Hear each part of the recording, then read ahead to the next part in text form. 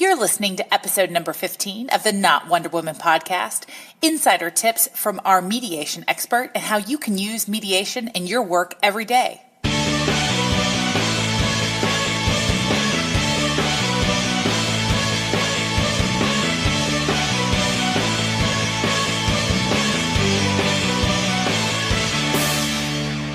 Welcome to the Not Wonder Woman podcast. No capes, no superpowers, just hustle. Not Wonder Woman removes the myth of the ladies who, quote, have it all and gives practical insight to help you, the working woman, conquer the world like the boss babes we know you are. So today we are talking about all things negotiation with our expert, Mecca Walker, but we're just giving our quick intro here about what mediation means to us. Have you been in a ton of mediations in your lawyer life? I haven't been in a ton. I feel like I have been in one significant mediation, so really early on in my career, 7 parties, multi-million pound mediation. It was very complicated and I was kind of thinking, what is happening? There's so much going on, but it was really exciting. I really like mediation, really enjoy it. I love them too. I probably have been in no less than 100 mediations in my life. Oh, sure. Just because I was a litigator, right? And so I see. Yeah. Every case I would be a part of would go to mediation. Right. But you know, I think the thing everybody told me early on was nobody leaves a mediation happy. No. You don't. No. You know, if everybody leaves unhappy, it probably was a successful mediation. Yes. Whatever that means. Definitely. And I feel like managing your clients' expectations of mediation, you know, you are going to have to throw something in the hat in order to get out of there and to just be done with it. So, you know, whereas you could go to court and you could have the court rule in your favour, mediation, to make this go away, this is my number one question to my clients because I work in-house. How much are you willing to pay to make this go away?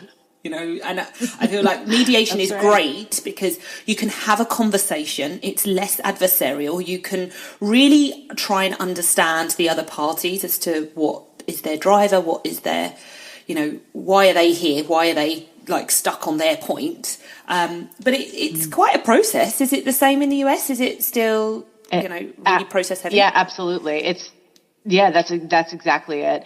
And they typically take a long time. I mean, they can take all day long. You can talk about a case, you know, but to me, what I'm excited about, I guess, hearing is the other side. I've only ever been a party to a mediation, exactly what you're saying, somebody trying to go in and settle something. Yeah. But I love this idea of thinking through this with the eyes of the mediator and the person that hears both sides and then brings the parties together.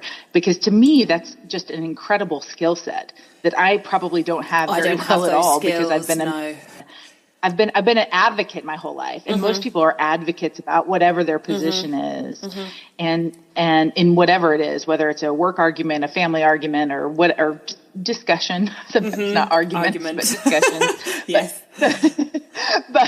But that's what I'm super excited about, is just to kind of hear how she bridges gaps and thinks about things a little differently to help find a solution. And so that for me is what I'm excited to learn about today, because I think I'm more of the advocate than the solution person. I'm definitely with you. But I do feel like in terms of leadership, you need those mediation skills. You can't always be trying to like win something for your client. You know, if you've got...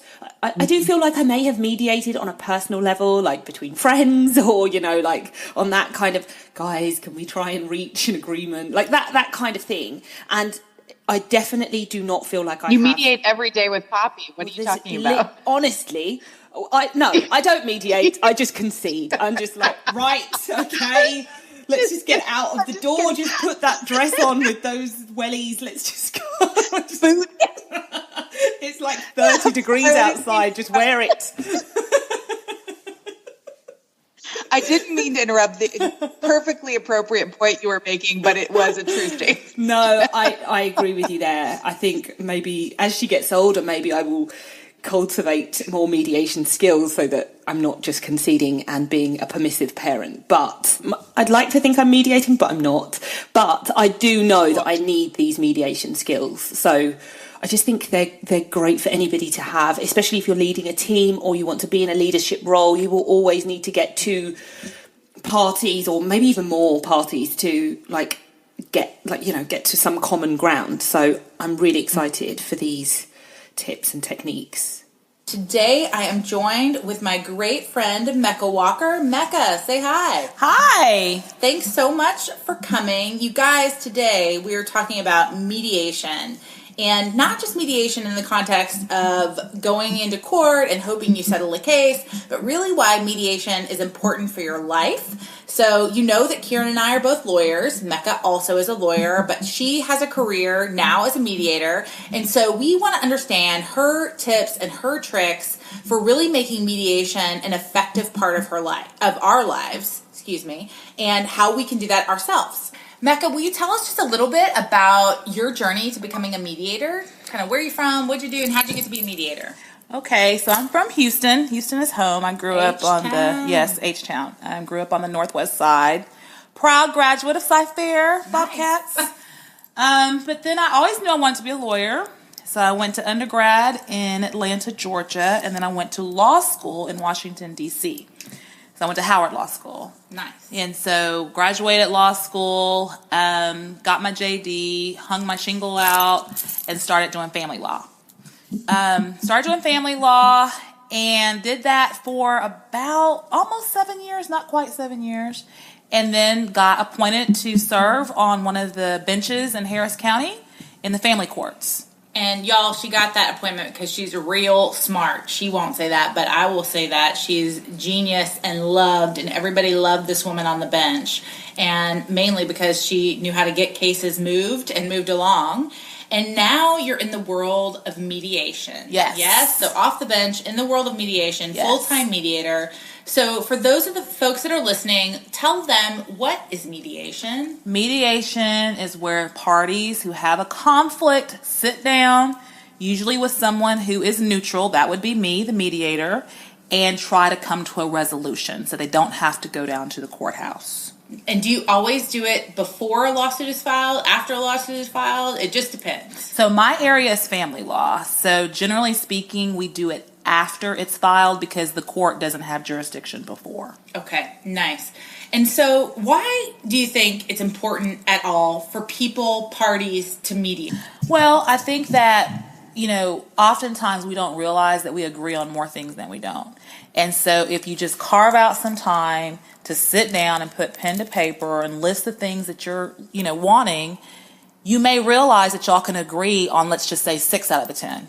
And then you're able to narrow your focus down on the 4 issues that are remaining and try to flesh it out and figure out a way to get it resolved.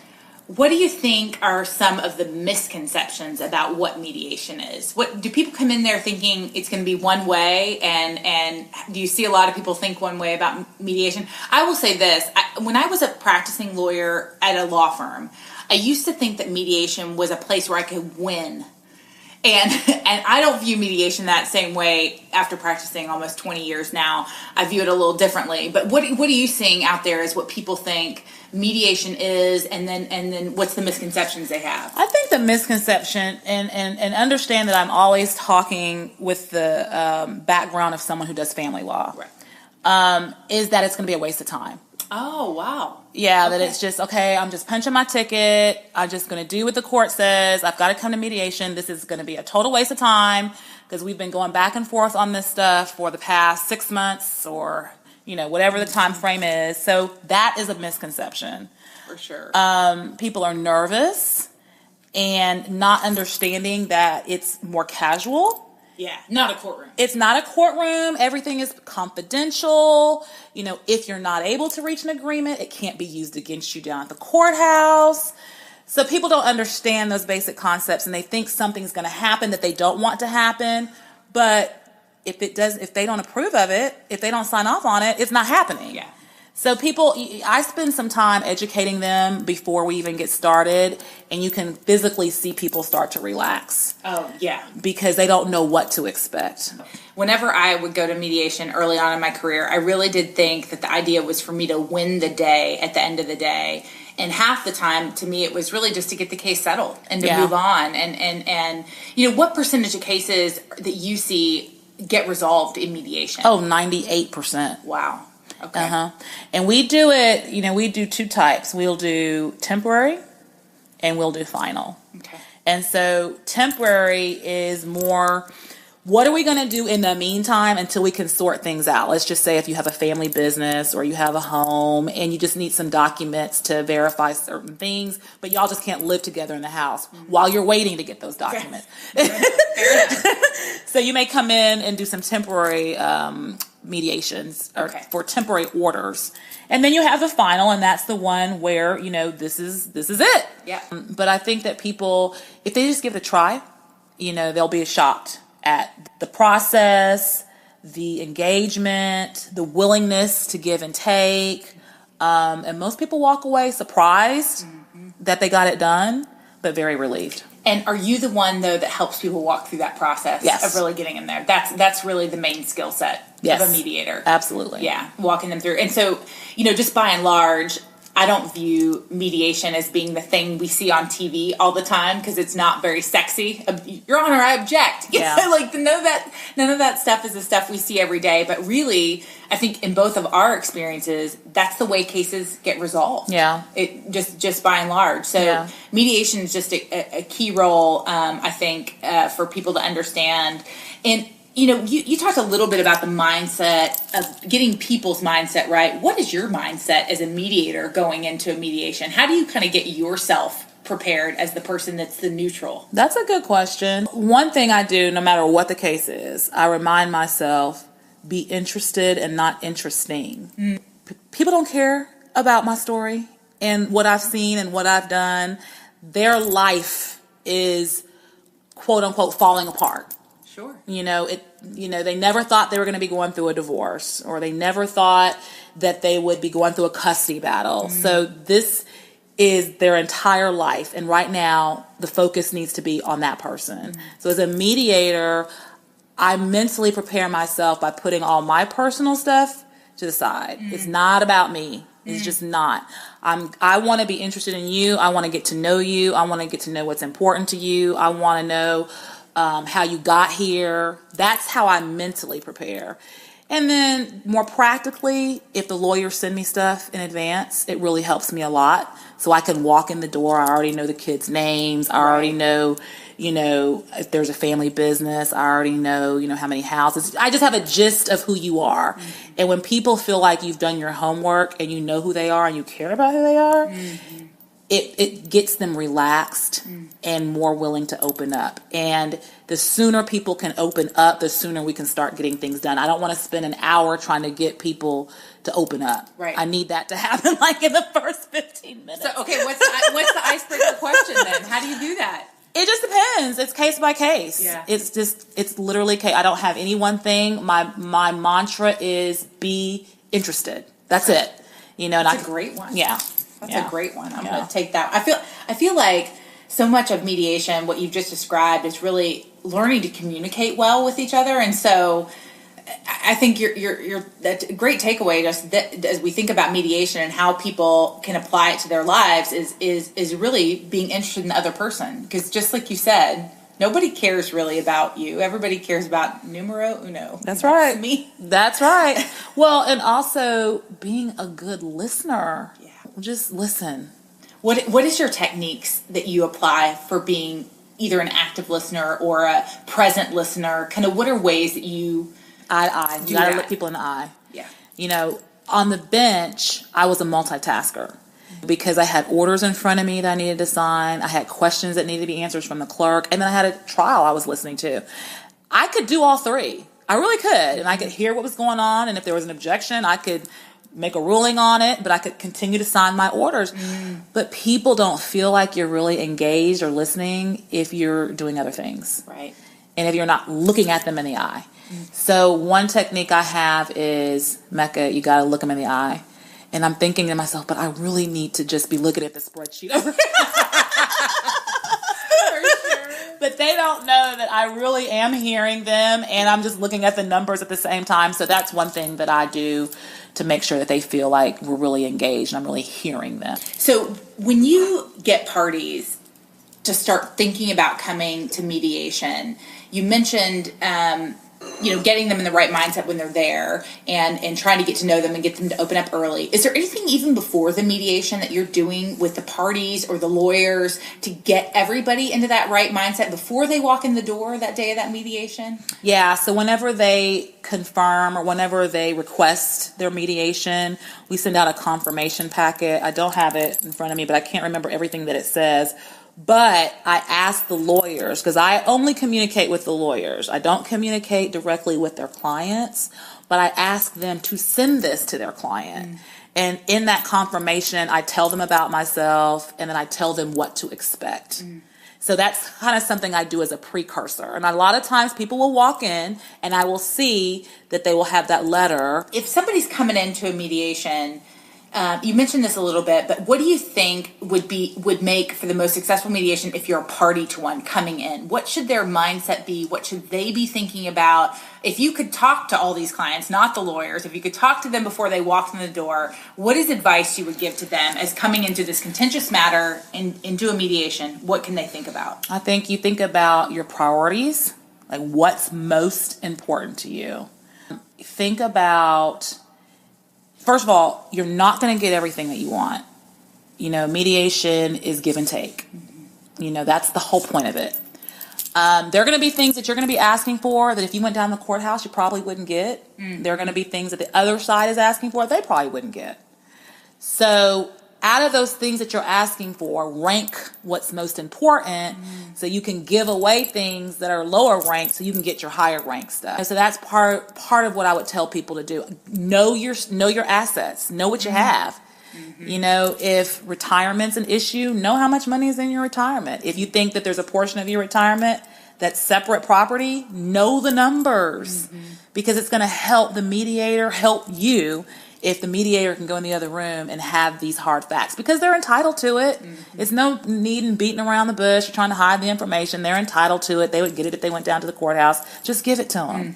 And I guess the key thing is know your priorities and know that you're not going to get every single thing. What is the things that when you have somebody in a mediation, how do you hear them best? And what I mean by that is, if there's a party that is yelling and ranting and raving and expecting certain things, I assume you kind of tune that out in some ways. But what's the way, you mentioned know your facts, but what is the way you hear and is most persuasive to you as a mediator when you see it from a party? Most people are upset. Okay.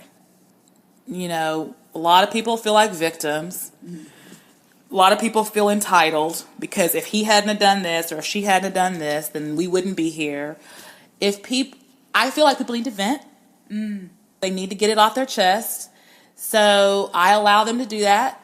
Just get it all off. None of it really makes a difference in the, in the underlying case, but it makes a difference to them because they want to feel like they've been heard and they just want to vent. And I'm okay with that. And so, but then if people are angry, I can't hear that. Like, right. I can't function with that. So I'll tell people, you know what? Maybe you just need to get some fresh air. Where I do my mediations is very peaceful. We've got water fountains. We've got little rock gardens, that sort of thing. Just go take a walk around the block. If you smoke, go smoke a cigarette. Please. I can't offer you any alcohol, but, If you have that flask, Exactly. I won't say a word.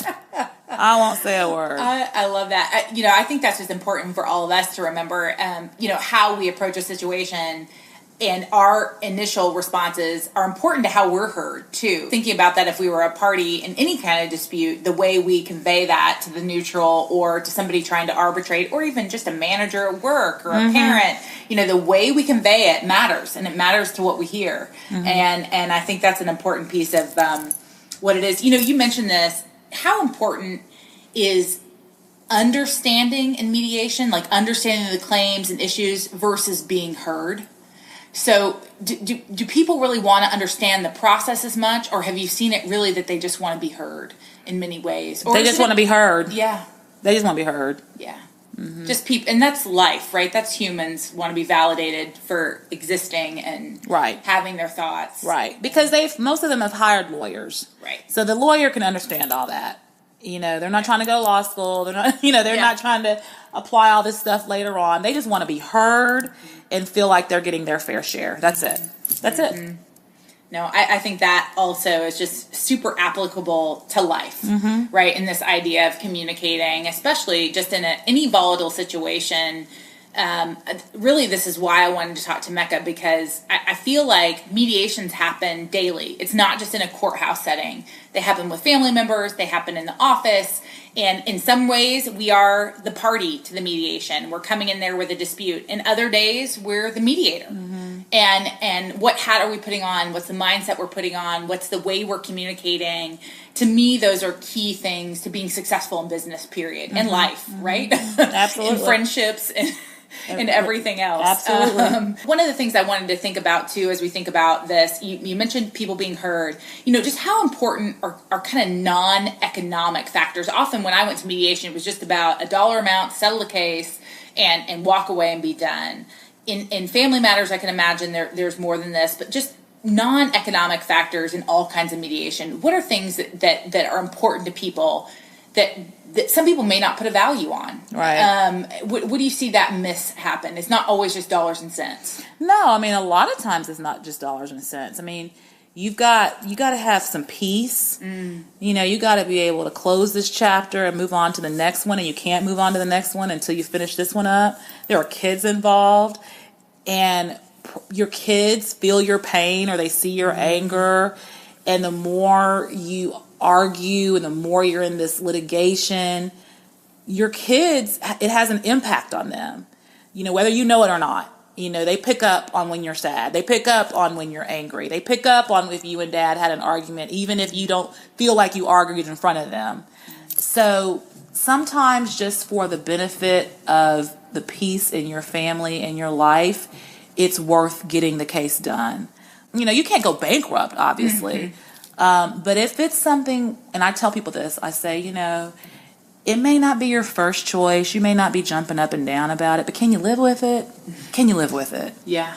And if the answer is yes, then why don't you seriously consider it? Yeah. And that has a huge impact on people. Yeah, absolutely. Yeah. How fast do you usually get a mediation done? Is it typically a day? It depends. If it's temporary, if we're negotiating on temporary orders, we do those in half a day. If it's final, it usually takes the full day because it's the final thing. You're not going back. There's no tweaking it. So it just depends. But on average, if it's final, it's a full day. Who have you found to be the most successful parties in a mediation? Just kind of what have they done to get it to the end game and get a resolution? They've done their homework. They know what they have and they know what they want, and they have reasons for it. It's not just, I want this. I want this because blah, blah, blah. We tried this. It didn't work. These are the things that we tried, and this is what happened.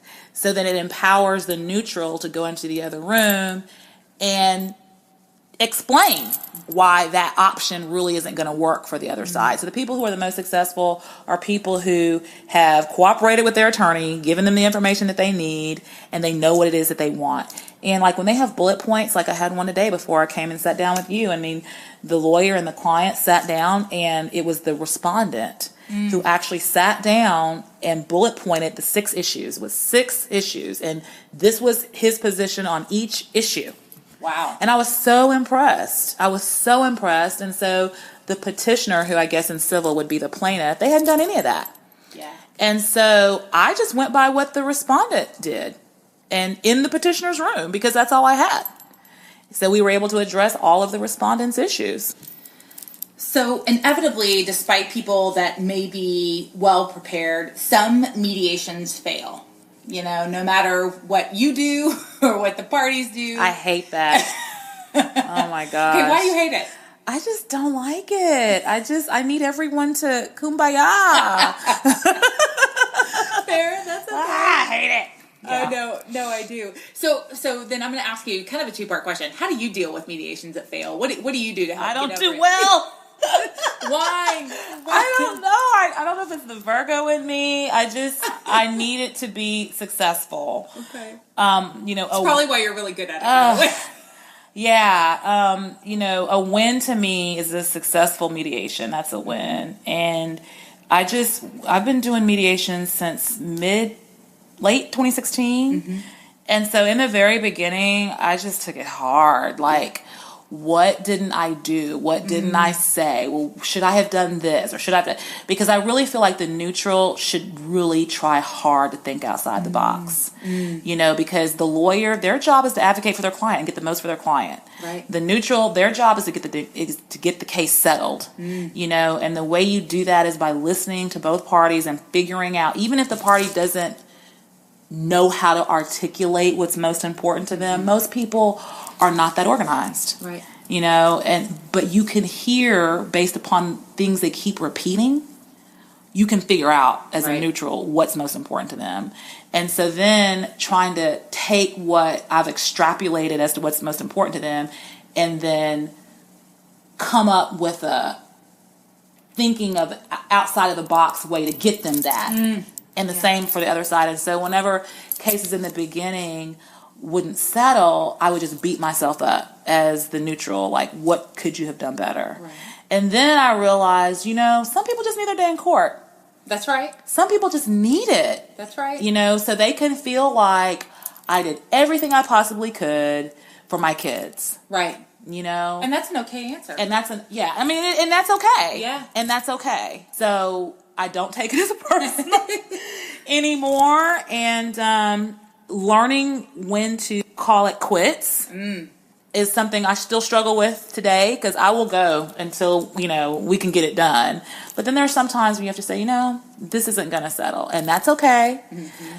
Then I switch gears and I try to say, well, can we settle some things and not others? Oh. So can we, we've got 5 things on the table. We can agree on 4. Mm-hmm. So can we get a mediated agreement on these 4 things? And then y'all just tee up the 5th thing to the judge. Mm-hmm. And most people will do that because then it narrows the issues.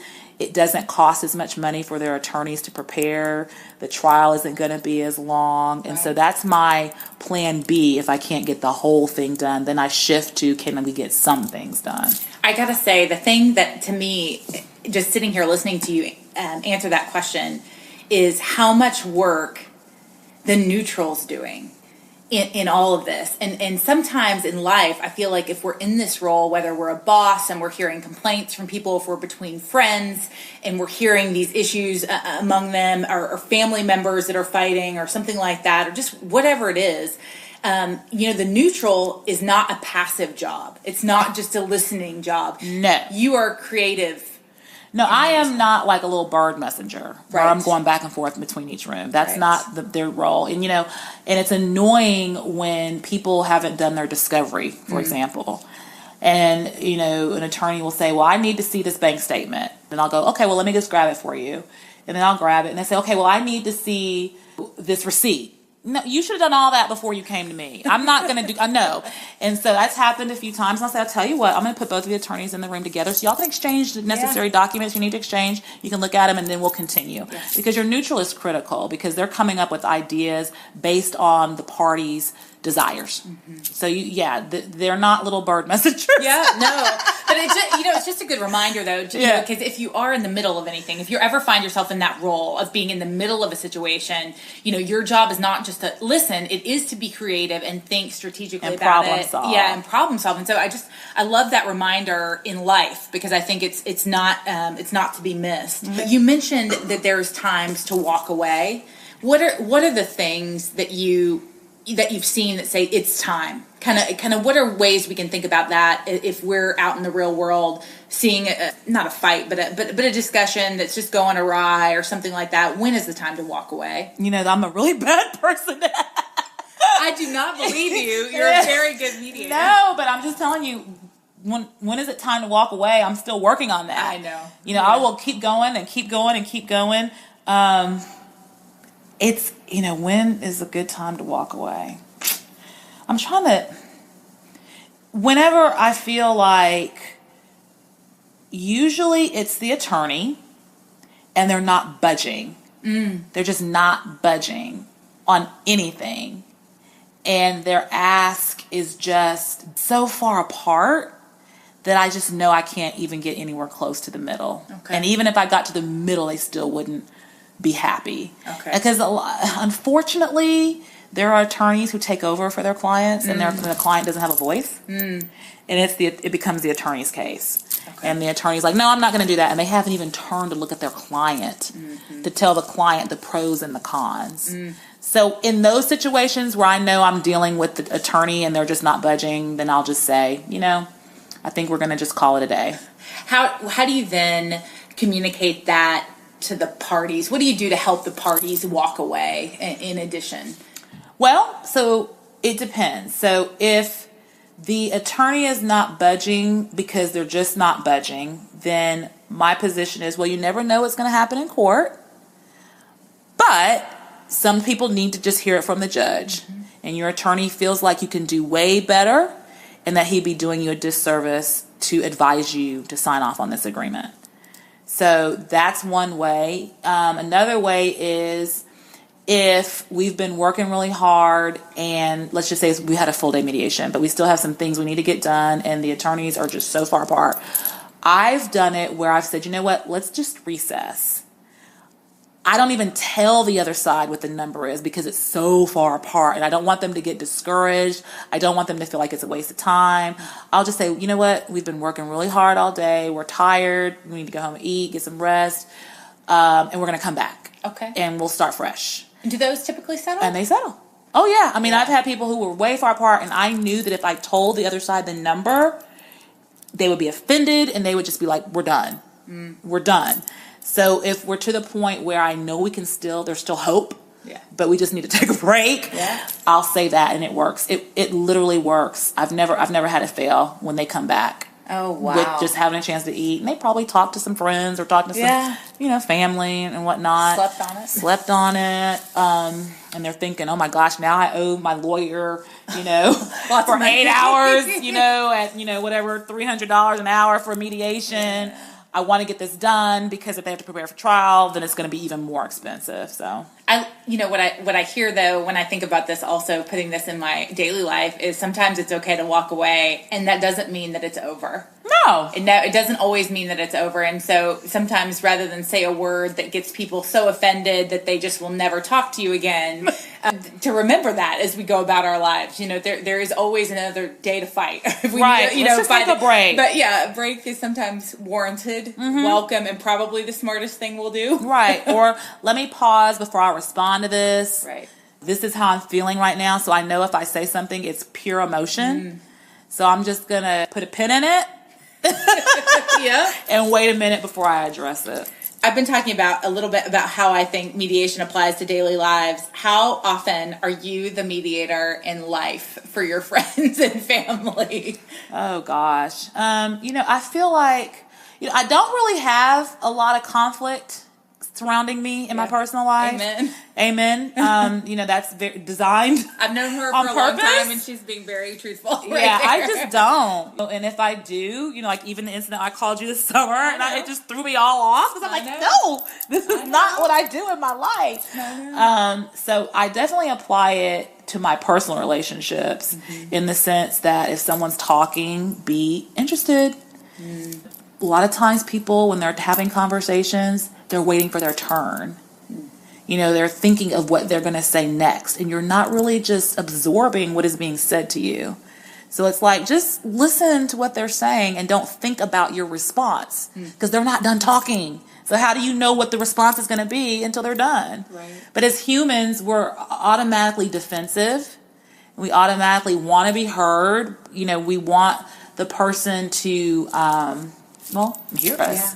And so you've got to just, table what you're going to say and really take in what the person is telling you. I love that reminder.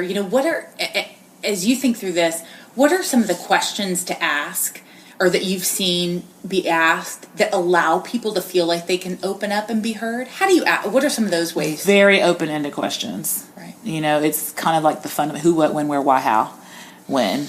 Just very open-ended. and then they're able to just tell their story. Yeah.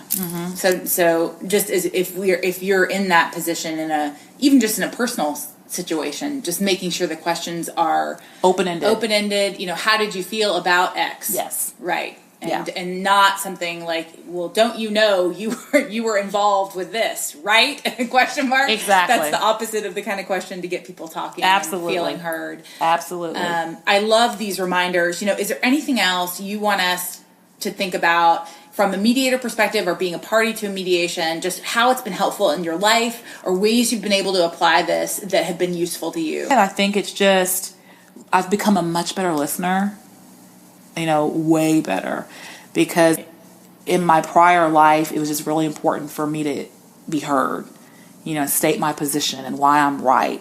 But now I crave to understand and hear what the other person is saying. So, and then being a good confidant. I mean, as lawyers, if we say something that someone told us as a client, we could lose our license. Right. When friends tell you things or family members tell you things in confidence, keep it confidential. And that helped me a lot too. Just being very cognizant of what people confide in me and making it precious so that I wouldn't repeat it to somebody else that I know that whoever told me wouldn't want me to do. Am I making sense? Absolutely. And I will tell you, I don't think there's a better way to end it on other than be a good listener, be somebody who people trust. I mean, isn't that the secret to life and happiness, really? In so many ways. Your word is your bond. Yeah. If you don't have your word, what do you have? Yep. So I love this. Thank you for just sharing your wisdom and your insight with us. And I look forward to seeing how all the boss babes out there that listen take this on and apply this to their daily lives. And as always, do not forget to ask us any questions. We are here for you.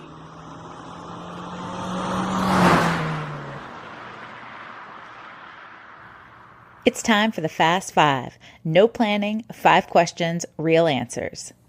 All right, Mecca, are you ready for the Fast Five? Not really. No. Uh-oh. Okay, we got some trepidation here. I promised her this would not be too painful. So we will get going. Number 1 of our Fast Five, what is your personal anthem or song that gets you going? Okay, so right now it's I'm Living My Best Life. Get it. I love it. Love it. We all wish that was our reality, too. There we go. I'm not going back and forth with people. I'm living my best life. Question number 2. What is the healthiest thing you do on a regular basis? Exercise. Yeah, exercise. Mm-hmm. Doesn't that get you in the right mindset, too, to be a mediator? I'm sure. Absolutely. Yeah, absolutely. Calm you down. Okay, this is kind of a 2-part question. What is your favorite book? It can be all time or one you're reading right now. And are you reading that on a tablet, phone, computer, or you the real thing? How do you read your books? I read them all kinds of ways. Okay. Old school, just old-fashioned way, and I read them sometimes on a tablet. It just depends. So right now, my favorite book is always whatever I'm reading. Okay. Right now, so it's the Crazy Rich Asians. Oh, it's so fun. Yeah, and I'm reading it classic, just regular book. The book. Yeah. All right, the book. I read that on my phone. And it's so funny. I know. Okay. Have you seen the movie, though? No, because I want to read the book first. I know. I haven't seen the movie. Okay, so that'll be a date. Okay, that'll be a date. We'll do that date. Yay. Okay, you made it. Okay, the question number 4. What is the one thing that you're never without? Ew. My eye drops. Oh, that's a good. My husband would be with you on that. No, it's right. Ooh. Dry eye in Houston, Texas is a real thing. It is real. The struggle is real.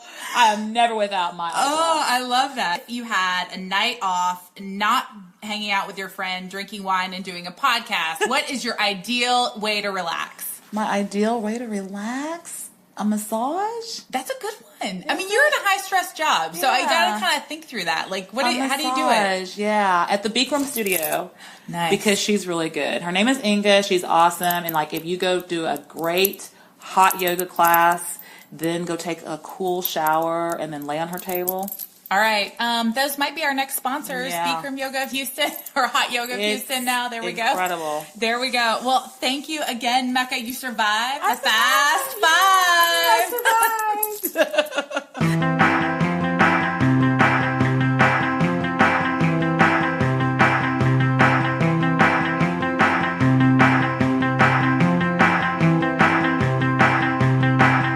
This episode is generously sponsored by Blonde Biscotti Coffee and Biscotti Bar in the heart of Houston, Texas. They are proud to serve third wave coffee and soft baked biscotti. BlondeBiscotti.com. Thank you again for listening to today's episode. Don't forget to click the subscribe button on iTunes so you never miss a show. And we want to hear from you, so please feel free to send us your questions and comments to notwonderwomanpodcast@gmail.com, or you can find us at our website, notwonderwoman.com.